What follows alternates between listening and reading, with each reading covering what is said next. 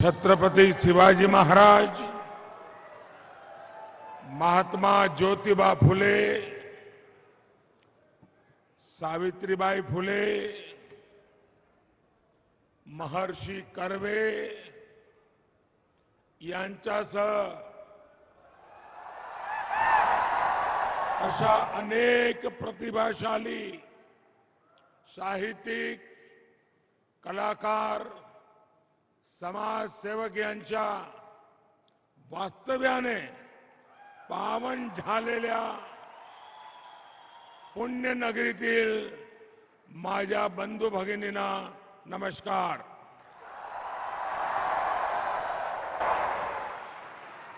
इस कार्यक्रम में उपस्थित महाराष्ट्र के गवर्नर श्रीमान भगत सिंह कोश्यारी जी, केंद्रीय मंत्रिमंडल में मेरे साथी रामदास अठावले जी, उप मुख्यमंत्री श्री अजित पवार जी, महाराष्ट्र सरकार के अन्य मंत्रीगण, पूर्व मुख्यमंत्री श्री देवेंद्र फडणवीस जी, संसद में मेरे साथी प्रकाश जावड़ेकर जी, अन्य सांसदगण, विधायकगण, पुणे के मेयर मुरलीधर मोहोल जी, पिंपरी चिंचवड़ की मेयर श्रीमती माई धोरे जी, यहां उपस्थित अन्य सभी महानुभाव, देवी और सज्जनों,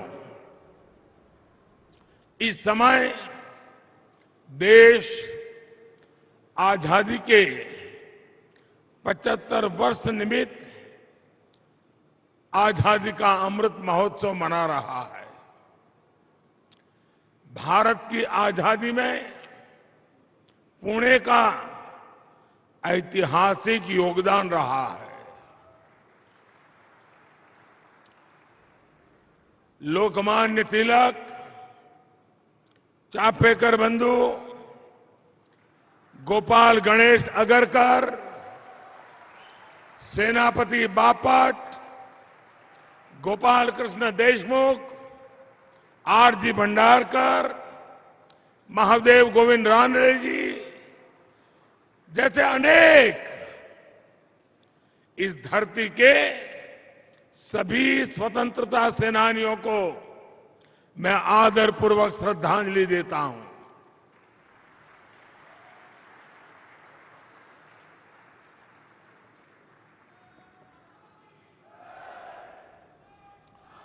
आज महाराष्ट्र के विकास के लिए समर्पित रहे रामभाऊ माळगी जी की पुण्यतिथि भी है.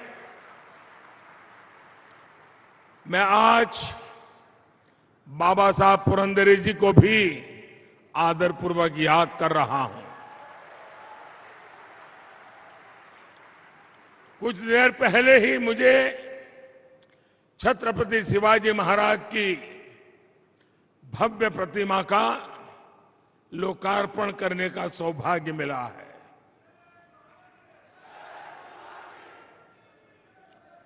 हम सभी के हृदय में सदा सर्वदा बसने वाले छत्रपति शिवाजी महाराज की ये प्रतिमा युवा पीढ़ी में, आने वाली पीढ़ियों में राष्ट्र भक्ति की प्रेरणा जगाएगी. आज पुणे के विकास से जुड़े अनेक अन्य प्रकल्पों का उद्घाटन और शिलान्यास भी हुआ है. ये मेरा सौभाग्य है कि पुणे मेट्रो के शिलान्यास के लिए आपने मुझे बुलाया था और अब लोकार्पण का भी आपने मुझे अवसर दिया है.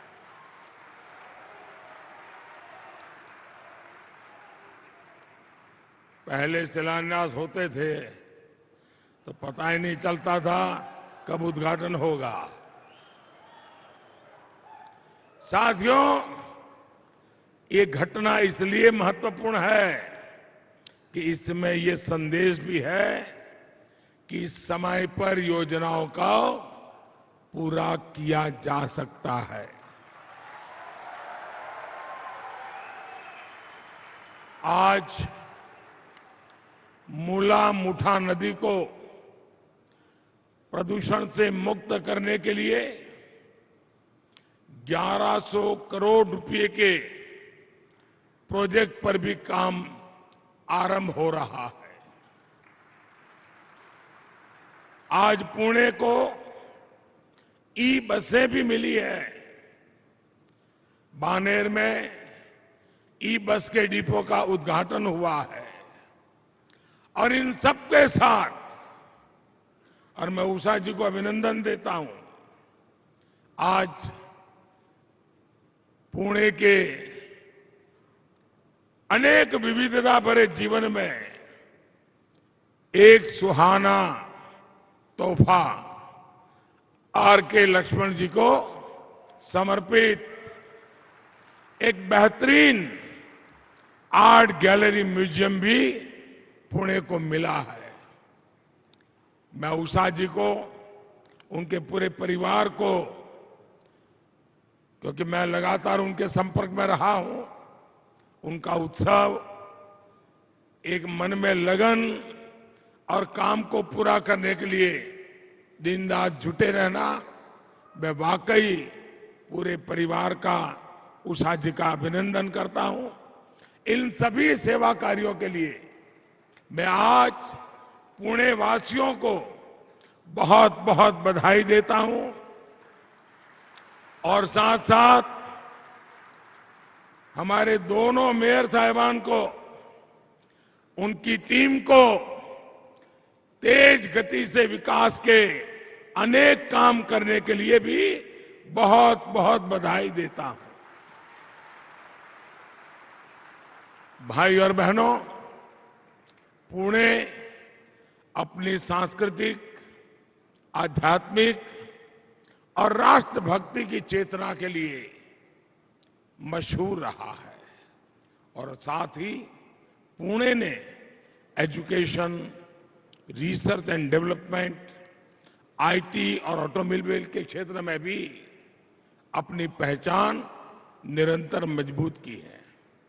ऐसे में आधुनिक सुविधाएं पुणे के लोगों की जरूरत है और हमारी सरकार पुणे वासियों की इसी आवश्यकता को ध्यान में रखते हुए अनेक मोर्चों पर काम कर रही है।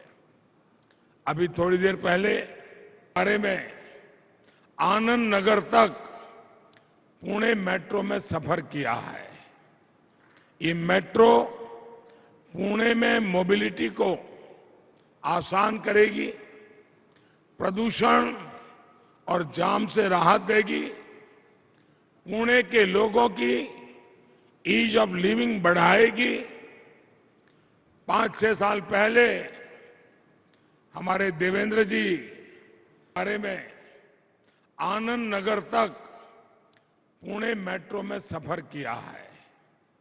ये मेट्रो पुणे में मोबिलिटी को आसान करेगी, प्रदूषण और जाम से राहत देगी, पुणे के लोगों की ईज ऑफ लिविंग बढ़ाएगी। 5-6 साल पहले हमारे देवेंद्र जी जब यहां मुख्यमंत्री थे तो इस प्रोजेक्ट को लेकर वो लगातार दिल्ली आते रहते थे। बड़े उमंग और उत्साह के साथ वो इस प्रोजेक्ट के पीछे लगे रहते थे। मैं उनके प्रयत्नों का भी अभिनंदन करता हूं। साथियों, कोरोना महामारी के बीच भी ये सेक्शन आज सेवा के लिए तैयार हुआ है। पुणे मेट्रो के संचालन के लिए सोलर पावर का भी व्यापक उपयोग हो रहा है। इससे हर साल लगभग 25,000 टन कार्बन डाइऑक्साइड का एमिशन रुकेगा। मैं इस प्रोजेक्ट से जुड़े सभी लोगों का, खास करके सभी श्रमिकों का हृदय से आभार व्यक्त करता हूं। आपका ये योगदान पुणे के प्रोफेशनल्स, यहां के स्टूडेंट्स, यहां के सामान्य मानवी को बहुत मदद करेगा। साथियों, हमारे देश में कितनी तेजी से शहरीकरण हो रहा है, इससे आप सभी भली भांति परिचित है।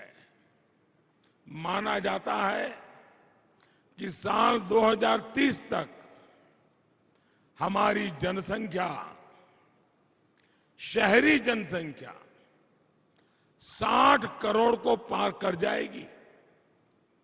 शहरों की बढ़ती हुई आबादी अपने साथ अनेक अवसर लेकर के आती है, लेकिन साथ साथ चुनौतियां भी होती है। शहरों में एक निश्चित सीमा में ही फ्लाईओवर बन सकते हैं। जनसंख्या बढ़ती जाए, कितने फ्लाईओवर बनाएंगे, कहां कहां बनाएंगे, कितनी सड़कें चौड़ी करेंगे, कहां कहां करेंगे। ऐसे में हमारे पास विकल्प एक ही है, मास ट्रांसपोर्टेशन। मास ट्रांसपोर्टेशन की व्यवस्थाओं का ज्यादा से ज्यादा निर्माण। इसलिए आज हमारी सरकार मास ट्रांसपोर्टेशन के साधनों और विशेषकर मेट्रो कनेक्टिविटी पर खास ध्यान दे रही है। 2014 तक देश के सिर्फ दिल्ली एनसीआर में ही मेट्रो का एक व्यापक विस्तार हुआ था। बाकी इक्का दुक्का शहरों में मेट्रो पहुंचनी शुरू हुई थी। आज देश के 2 दर्जन से अधिक शहरों में मेट्रो या तो ऑपरेशनल हो चुकी है या फिर जल्द चालू होने वाली है।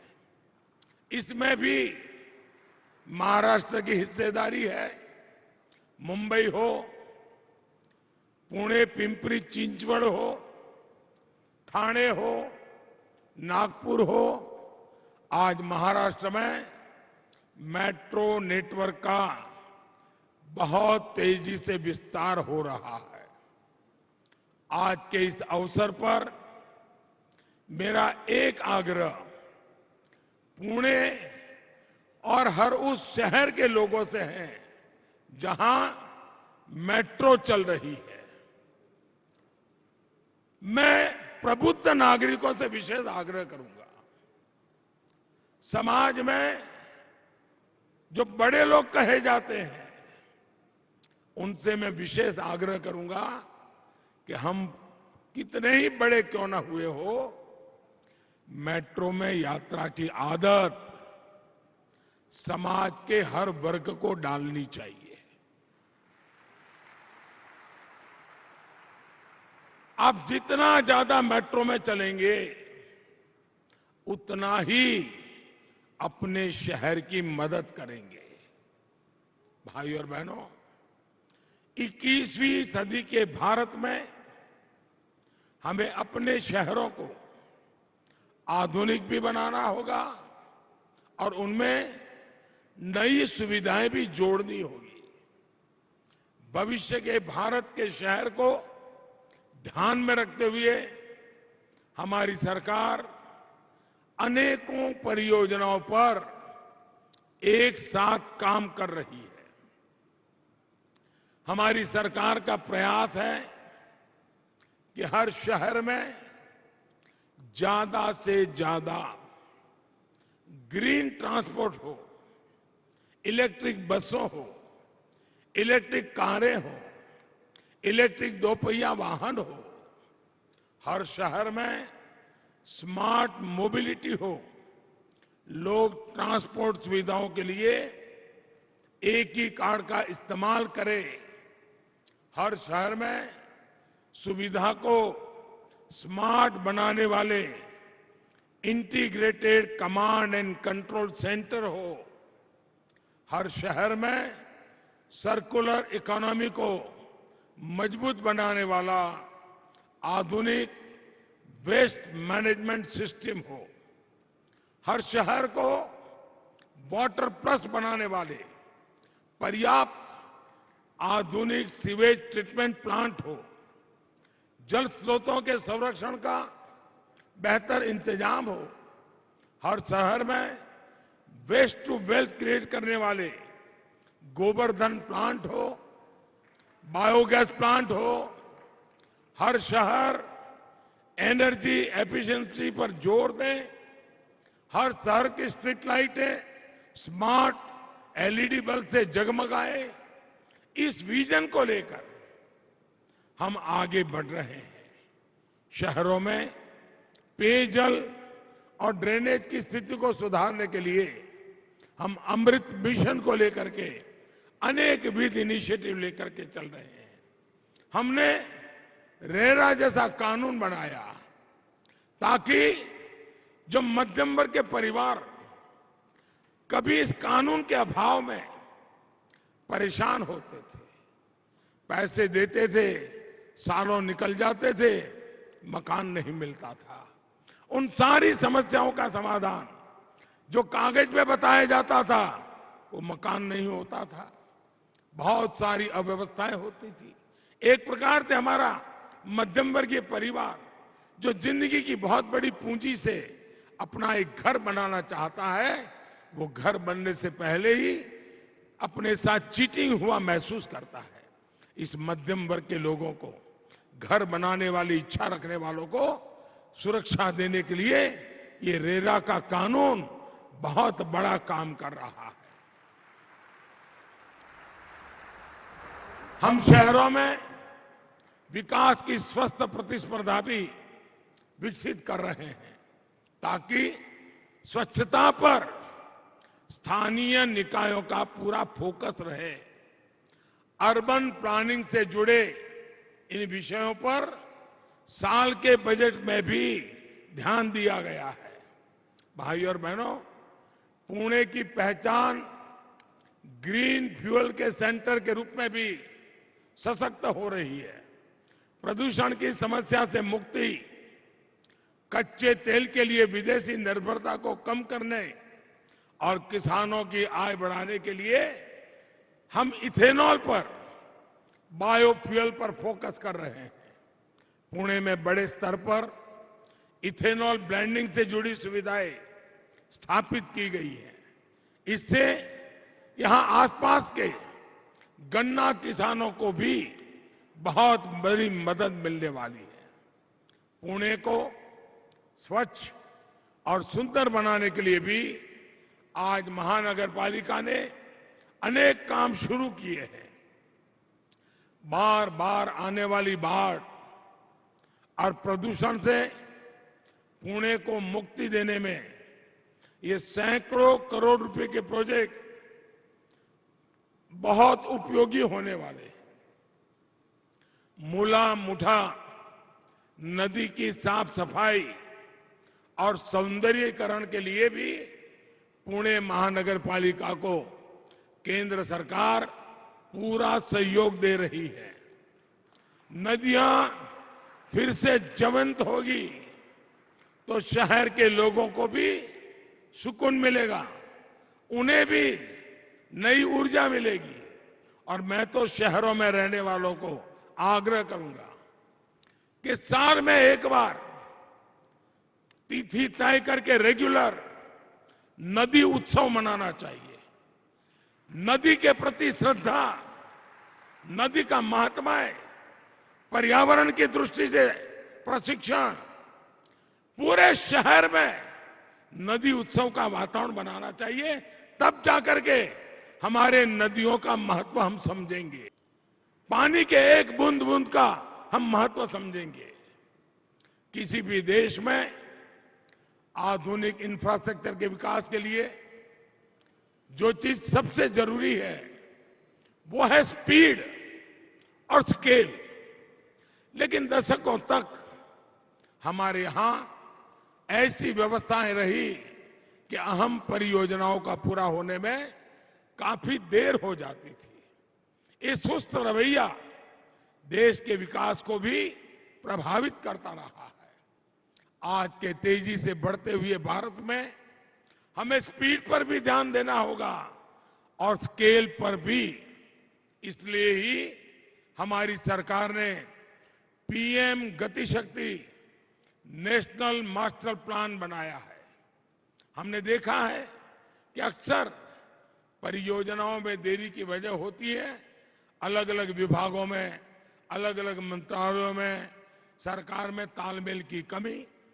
इस वजह से होता ये है कि जब वर्षों के बाद कोई परियोजना पूरी भी होती है तो वो आउटडेटेड हो जाती है, उसकी प्रासंगिकता ही खत्म हो जाती है।